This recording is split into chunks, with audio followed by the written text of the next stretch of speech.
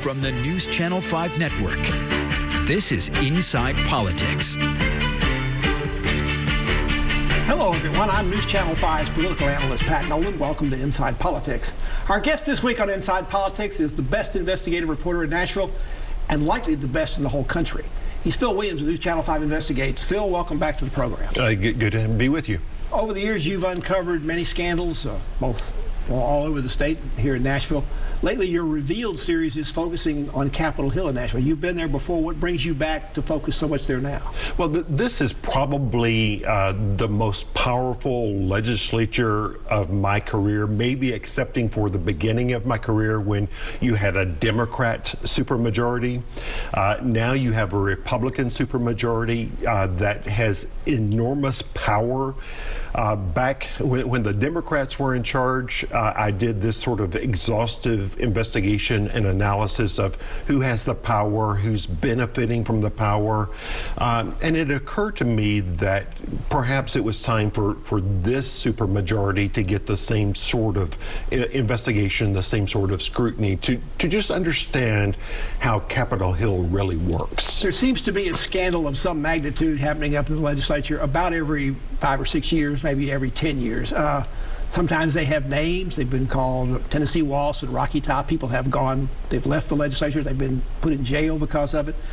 Does this particular investigation that just started, which we saw Robin Smith from Chattanooga resign her seat and plead guilty to wire fraud charges from the feds, does this particular investigation have a name now? Yeah, this investigation involving Robin Smith, former House Speaker Glenn Cassada, his former aide Kate Cothran.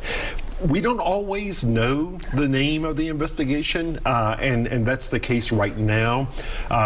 20 years ago, I had an investigation of no-bid contracts awarded under the administration of Republican Governor Don Sundquist. It was only a few years later that one of my sources told me that investigation was called Operation Five and Dime. And it was because they were getting so many of their leads from News Channel 5 at 10. And so, in this case, we don't know. I'm sure there is a name. Now, Representative Smith is the only one of the people that you've been talking about that's actually pled guilty to charge, the only one that's been indicted. But is she cooperating with authorities? There's been some hint that that's the case, and what would she have to tell them? Well, absolutely, she is cooperating. Part of her plea bargain required her to cooperate with any ongoing investigations. Frankly, on Capitol Hill, there are a lot of very nervous people because Robin Smith, her job was to be involved in political campaigns of other lawmakers. And so she has a lot of secrets. Her phone was probably a treasure trove of legislative secrets. And so certainly if anyone other than Glenn Cassada knows where the skeletons are, it's going to be Robin Smith. There was another lawmaker. This investigation first came to light publicly when there was a raid done in January of 2021. Went to the Speaker's house, went to his office, went to Smith's office, her home. They also went to another lawmaker's home, and they took several people that were aides up there, staff workers. They were involved. The staff workers are no longer working at the state. They've been fired. Is that right? That is correct. The Speaker had left them on the payroll for over a year. Sexton too. Exactly, Cameron Sexton. But once the Robin Smith allegations, were actually on paper, filed in court, he decided to cut them loose because there's no allegations that the employees themselves were involved in these scandals, although they were certainly very close to these scandals, and I think he decided it was better just to cut ties. This whole particular scheme of setting up a sort of shady-looking, largely fictitious company to sort of launder money through that was being given to make brochures, but they got kickbacks out of it.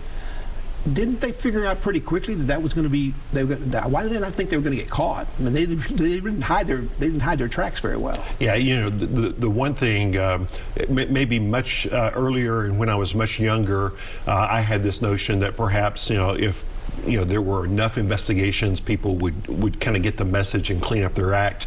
But human nature being what it is, I think people, especially when they have lots of power, tend to get very arrogant and assume they're not going to get caught. In this case, they had a business. It was actually a functioning business doing mailings for lawmakers, but they wanted to cover their tracks. And so according to the federal information, the charging document against Robin Smith, basically she and former House Speaker Glenn Cassida were using their positions to push this company to other lawmakers, to even for use of state money for state sponsored mailings, and then according to the charging document, getting kickbacks in return for their help. There's been a separate investigation with this because it involves campaign funds in one manner or another by the state election registry. That group doesn't have a lot of power. What it's doing, is it being combined now with what the feds are doing? Are they working in cooperation, or are those separate probes? Yeah, there is no hint right now that the registry is cooperating. The Registry of Election Finance is a political creature. Its members are appointed by the members of the legislature, and so they have some very close ties with members of the legislature.